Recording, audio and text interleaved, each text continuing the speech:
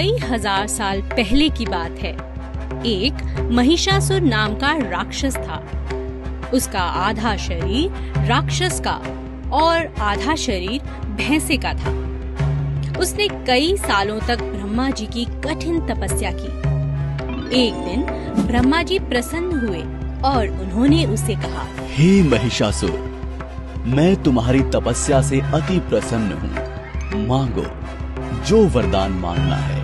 महिषासुर ने कहा, हे प्रभु, मुझे ऐसा वरदान दीजिए कि इन तीनों लोकों में किसी भी देवता या मानव के द्वारा मेरी मृत्यु ना हो सके। ब्रह्मा जी ने हंसकर कहा, ऐसा ही होगा। महिषासुर बहुत घमंडी और अत्याचारी था। उसने देवताओं पर आक्रमण किया। उन्हें युद्ध में हराकर उसने उनके क्षेत्र पर कब्जा कर लिया। सभी देवता महिषासुर के उत्पात से बहुत परेशान हो गए।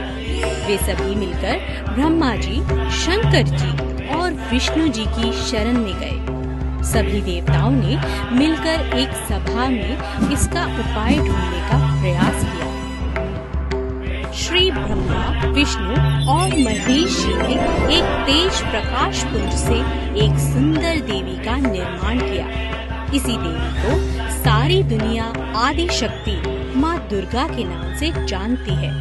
सभी देवताओं ने माँ दुर्गा को सभी प्रकार के अस्त्र शस्त्र से सुसज्जित किया।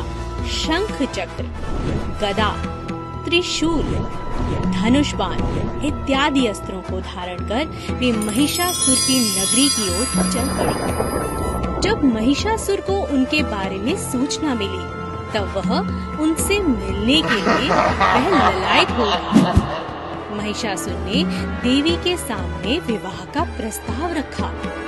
माँ दुर्गा ने कहा,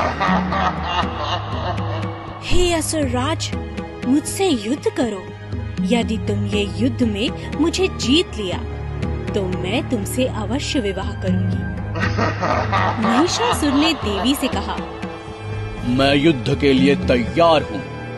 महिषासुर और माँ दुर्गा के बीच युद्ध प्रारंभ हुआ।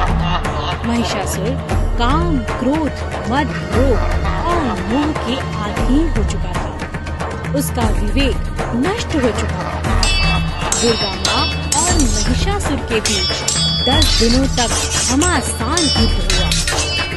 दोनों तरफ से शस्त्रों का प्रहार जारी था। माँ दुर्गा स्वयं आदि शक्ति का अवतार थी।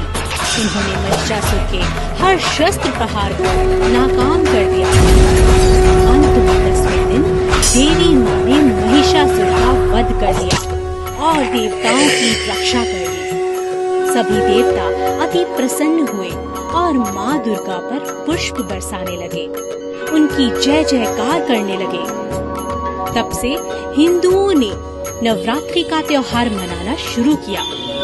हम नवरात्रि में जगत जननी माँ दुर्गा की पूजा करते हैं, उनकी आरती गाते हैं और उनकी जय जयकार करते हैं।